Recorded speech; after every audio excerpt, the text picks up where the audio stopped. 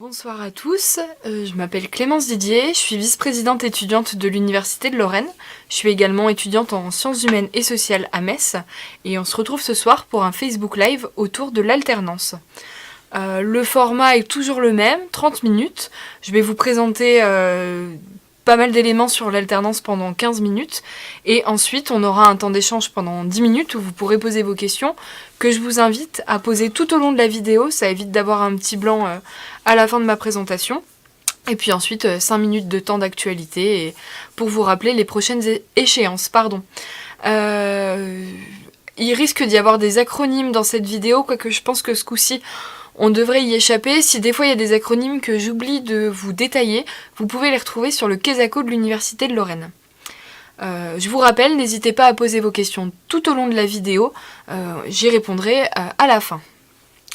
Alors, l'alternance, qu'est-ce que c'est ? En fait, le principe c'est qu'on alterne une formation théorique, en l'occurrence à l'université, et une formation pratique en entreprise. C'est-à-dire qu'on va apprendre un métier en étudiant tout en travaillant. Il y a deux formes de contrats derrière l'alternance. Le premier, c'est le contrat d'apprentissage. Il peut aller d'une durée de 6 mois à 3 ans. Il s'adresse aux jeunes de 16 à 29 ans révolus. Et ça concerne le DUT, la licence professionnelle, le master et le diplôme d'ingénieur. L'idée, c'est de pouvoir poursuivre ses études en étant salarié, donc pour le côté financier, ça a un certain avantage. C'est une formation qui est dispensée à l'université pour la partie théorique, et la partie professionnelle se déroule en entreprise. Ça fait partie de la formation initiale, mais on devient aussi salarié. Alors, le contrat d'apprentissage, on peut l'avoir dans le secteur privé comme dans le secteur public. Sachez qu'un apprenti majeur peut bénéficier d'une aide au financement du permis B dans la limite de 500 €. Et pour les nouveaux contrats, vous pouvez vous renseigner sur internet, il y a pas mal d'éléments autour de ça. Ensuite, la deuxième forme de contrat, c'est le contrat de professionnalisation. Alors, celui-là, il est pour une période de 6 mois à 24 mois et 36 mois dans certains cas. Attention, la tranche d'âge est différente. Ça concerne les jeunes de 16 à 25 ans révolus qui souhaitent compléter leur formation et s'insérer dans la vie active. Ça s'adresse aussi aux demandeurs d'emploi de 26 ans et plus. On a un double statut, stagiaire de la formation professionnelle et étudiant. Attention, les entreprises, ce sera uniquement dans le secteur privé, à part certains établissements publics, type EDF, la SNCF, la CAF, etc. Mais globalement, c'est dans le secteur privé pour le contrat de professionnalisation. Alors, je vous parlais d'un aspect financier tout à l'heure. Dans les deux cas, il y a une rémunération de l'étudiant, de l'apprenti, ou de l'étudiant en contrat de professionnalisation. La rémunération, elle est basée sur l'âge et l'année du diplôme préparé. C'est un pourcentage du SMIC.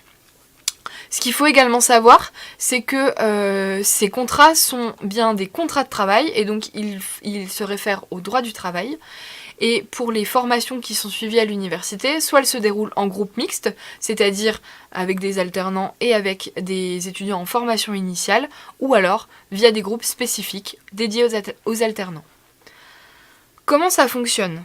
Alors, la durée de la formation, elle représente au moins 25% de la durée totale du contrat ou de la période d'apprentissage dans le cadre du contrat d'apprentissage. Les obligations de l'employeur, il doit favoriser l'insertion professionnelle de l'alternant dans l'entreprise, lui donner les moyens nécessaires à la formation pratique. Il doit permettre au tuteur ou au maître d'apprentissage d'assurer l'accompagnement de l'alternant tout en faisant sa prestation de travail, par une décharge par exemple. Concernant les obligations de l'alternant, il doit suivre avec assiduité sa formation, bien s'intégrer dans l'entreprise et respecter l'organisation de l'entreprise et de l'établissement de formation. Alors, c'est bien beau tout ça, mais à qui ça s'adresse ? Alors, pour les profils, il faut savoir qu'il faut pouvoir supporter et gérer un rythme soutenu, à la fois avec la casquette du salarié en entreprise, parfois avec des responsabilités, et celle de l'étudiant. Ça peut entraîner des emplois du temps chargés, pas mal de déplacements, donc voilà, il faut vous sentir prêt à ce genre de parcours. En revanche, c'est une professionnalisation qui est très importante, ça vous fait une expérience professionnelle assez forte. Il y a une gratuité des frais de formation et des droits d'inscription, il faut le savoir. Et puis ça vous permet de mettre en pratique tout de suite vos enseignements théoriques. Ce qu'il faut savoir, c'est que quand une entreprise a le choix entre 2 contrats, elle choisira la plupart du temps la personne qui a fait un contrat d'apprentissage. Elle choisira le contrat d'apprentissage parce que généralement il y a moins de charges. Alors, on a une idée du profil de la personne. Ensuite, quelles études ça concerne ? Sachez qu'à l'Université de Lorraine, il y a environ 2500 alternants qui soient en contrat d'apprentissage ou en contrat de professionnalisation. C'est énorme et ça tend à augmenter chaque année. Il y a environ 150 diplômes qui sont possibles en alternance dans tous les domaines, mais surtout en sciences, technologies, santé, droit, économie, gestion, et ça va du DUT au diplôme d'ingénieur. Sachez que ça existe aussi dans les domaines d'art, lettres, langues et de sciences humaines et sociales, mais là pour le coup il y a très peu de contrats. Mais il y en a quand même. Il existe des contrats de professionnalisation et des contrats d'apprentissage. Alors attention parce que certains diplômes sont proposés uniquement en apprentissage et pour d'autres en contrat de professionnalisation et parfois les 2 types de contrats sont proposés. Et dans ce cas, c'est l'employeur qui va choisir le type de contrat que vous allez avoir et pas l'étudiant, et pas vous. Alors, comment est-ce qu'on fait si voilà, tout ce que je vous raconte ça vous intéresse, que vous avez envie de devenir alternant, comment vous devez vous y prendre ? Premièrement, il faut viser un diplôme, c'est-à-dire préparer un projet. Cherchez le diplôme que vous souhaitez préparer en alternance. Il faudra que vous cibliez vos recherches d'entreprise en fonction du rythme d'alternance de la formation. Par exemple, si le rythme c'est 15 jours en entreprise, 15 jours à l'université, vous pouvez envisager de chercher dans un bassin un peu plus loin que celui de Nancy, Metz ou Longwy, parce que du coup vous aurez la possibilité de faire... c'est plus facile de faire 15 jours à un endroit, 15 jours à l'autre, que 3 jours, 3 jours. Commencez à chercher des entreprises dès maintenant pour la rentrée prochaine et surtout pensez aux très petites entreprises comme aux petites et moyennes entreprises. Il y en a un certain nombre qui prennent des alternants, donc n'hésitez pas à vous tourner vers elles. Quand vous entrez en contact avec l'entreprise qui vous intéresse, privilégiez le responsable du service dans lequel vous souhaitez travailler. Appelez l'entreprise ou recherchez son nom sur internet. À défaut, envoyez vos candidatures au directeur des ressources humaines. Pour ce qui concerne la recherche d'entreprise, sachez que l'Université de Lorraine propose des formations à LinkedIn, le réseau social des professionnels. Ça peut aussi vous aider à chercher tout un tas d'informations sur l'entreprise et entrer en contact avec des professionnels particuliers. Donc n'hésitez pas à vous renseigner sur les formations LinkedIn proposées par l'université. Alors, attention, il faut bien réfléchir aux métiers qui sont proposés par le diplôme et préparer sa candidature avec un CV. Il existe des simulations d'entretien, notamment au service d'orientation et d'insertion professionnelle. Et renseignez-vous bien en amont sur l'entreprise à laquelle vous comptez postuler.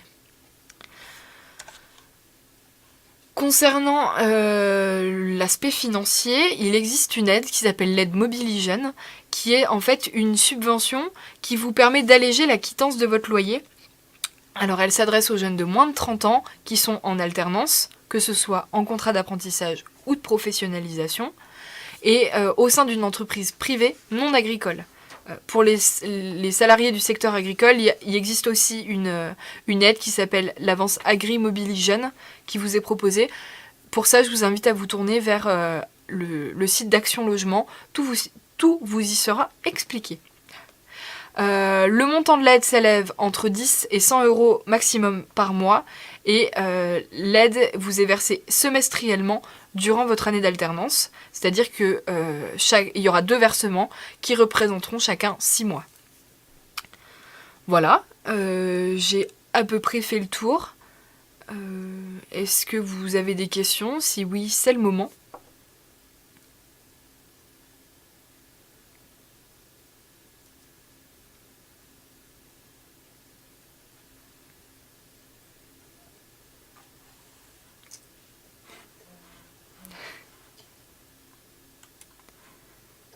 Bonsoir Tanguy.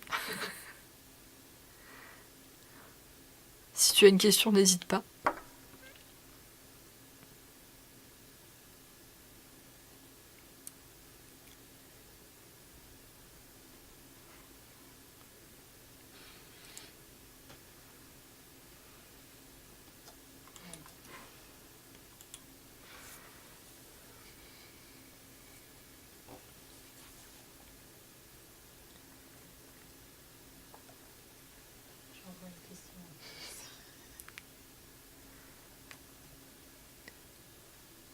Si vous n'avez pas de questions, c'est que j'étais très très claire.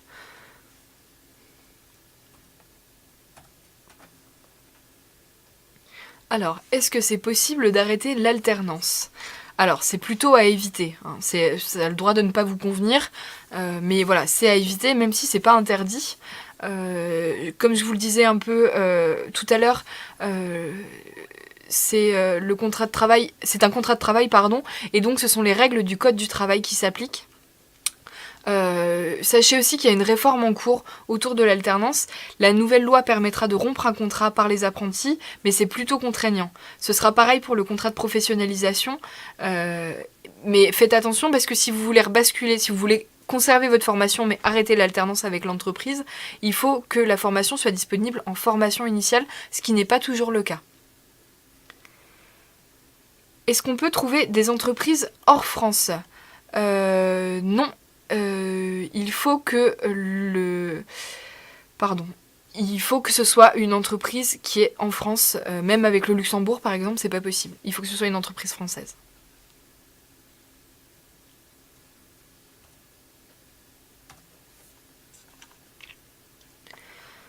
Alors, comment choisir entre contrat de professionnalisation et apprentissage ? Ça s'adresse pas forcément aux mêmes entreprises. Si vous voulez signer dans le public, si vous voulez un contrat de professionnalisation, si vous voulez une entreprise dans le public, il faut que ce soit un contrat de professionnalisation.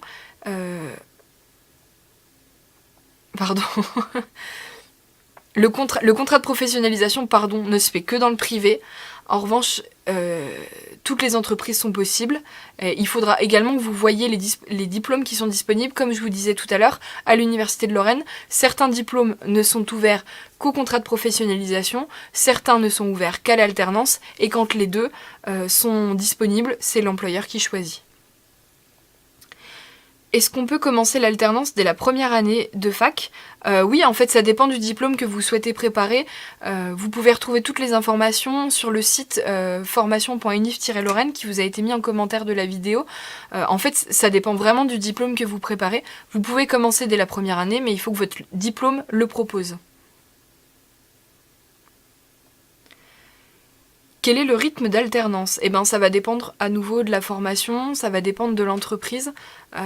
Voilà, il y a tout un tas... Je ne veux pas dire que toutes les alternances sont différentes, mais presque. Vous trouverez les informations relatives à votre diplôme sur le site dont je vous parlais. Et sachez qu'au niveau des congés, ce sont les congés de l'entreprise qui priment et non pas ceux de l'université. Voilà, c'est une petite chose à savoir.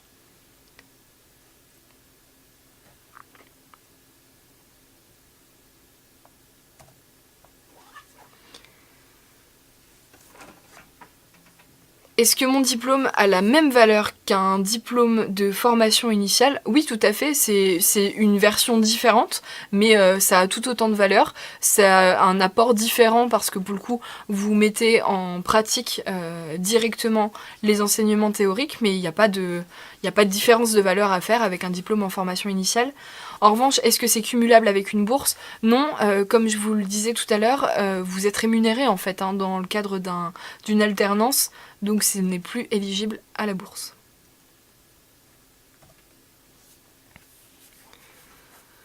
Alors, comment ça se passe pour les étudiants internationaux ?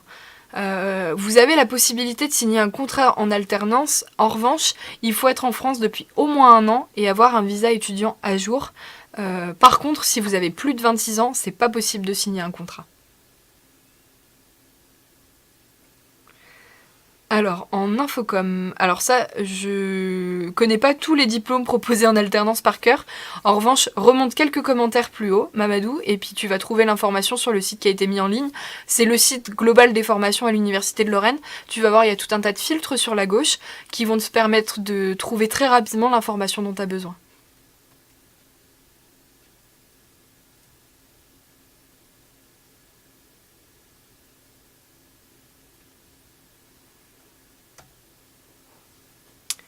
Est-ce que je cotise? Grande question. Oui, bien sûr, pour la retraite et pour l'assurance chômage. Donc c'est pareil, c'est quand même quelque chose qui est relativement intéressant. Ça permet par exemple dès ses 18 ans de commencer à cotiser pour la retraite et l'assurance chômage. Puis-je me faire accompagner pour rédiger mon CV, préparer un entretien de recrutement? Bien sûr, tout au long de l'année au sein du SOIP, le service d'orientation et d'insertion professionnelle. Et il y a 2 salons qui sont dédiés à l'alternance qui arrivent bientôt.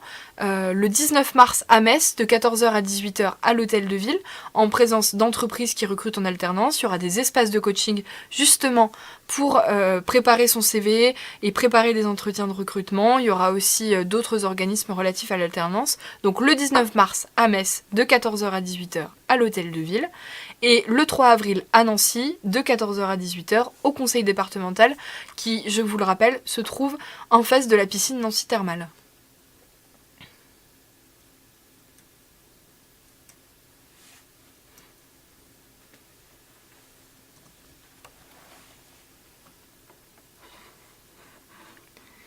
Alors, les congés, ce sont ceux de l'entreprise et pas ceux de l'université. Donc, en fait, les pauses pédagogiques qui sont indiquées valent pas forcément.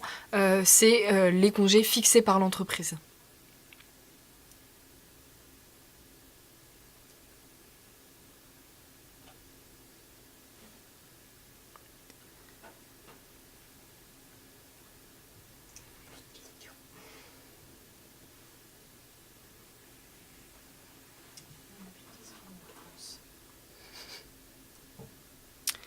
Est-ce que vous avez des questions? Pour la recherche des entreprises, LinkedIn en fait. Vous en parlez? Plus de questions.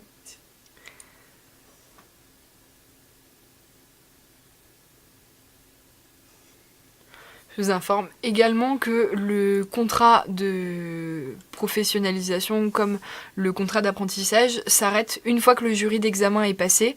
En fait, une fois que vous avez validé votre diplôme, attention, les notes que vous voyez apparaître sur votre NT tout au long du semestre ne sont pas forcément celles définitives, elles sont juste données à titre indicatif. Et donc je vous rappelle de bien attendre votre jury de diplôme pour être sûr d'avoir validé votre diplôme. Et c'est à ce moment-là que le contrat d'alternance que le contrat d'alternance s'arrête.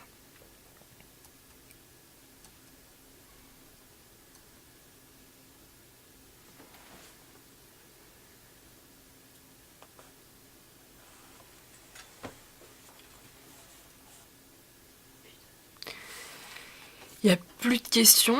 Eh ben, je vais vous rappeler les informations à venir. Donc je vous rappelle les 2 salons, les 2 forums sur le recrutement en alternance, 19 mars à Metz, 3 avril à Nancy, tous les 2 de 14h à 18h. Vous avez les informations en commentaire de cette vidéo. Je vous informe également qu'il y a une programmation spécifique autour de la Journée internationale des droits des femmes, qui, je vous le rappelle, est le 8 mars, qui vient d'être publiée. Normalement, vous l'avez reçue dans votre boîte mail via Factuel, mais vous pouvez retourner, sur Factuel, le site d'information de l'Université de Lorraine. Il y a beaucoup d'initiatives qui sont proposées. Vous pouvez aller y jeter un œil. Voilà, il y en aura pour tous les goûts et c'est une journée importante. Je vous invite à vous renseigner. La campagne pour le bonus engagement étudiant qui est toujours en cours et qui se terminera le 14 mars. Pensez à bien faire vos dossiers. Et voilà, nous on se retrouve le 27 mars à 18h pour le prochain live.